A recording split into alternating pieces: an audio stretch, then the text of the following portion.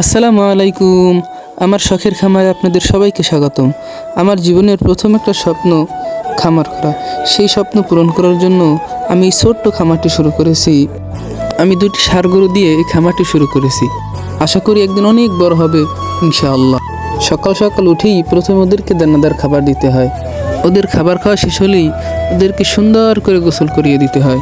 কারণ হচ্ছে এই গরমের সময় ওদেরকে গোসল করিয়ে দিলে ওদের শরীর ভালো থাকে এবং খাবারেও রুচি থাকে।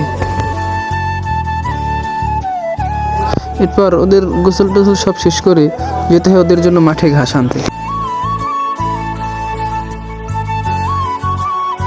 আসলে ওদের জন্য যতই পরিশ্রম করি না কেন, যখন দেখি ওরা ঠিক মতন খাবার খাচ্ছে, সুস্থ আছে, ওদের মুখের দিকে তাকালেই সকল পরিশ্রম ভুলে যায়, মনটা ভালো হয়ে যায়।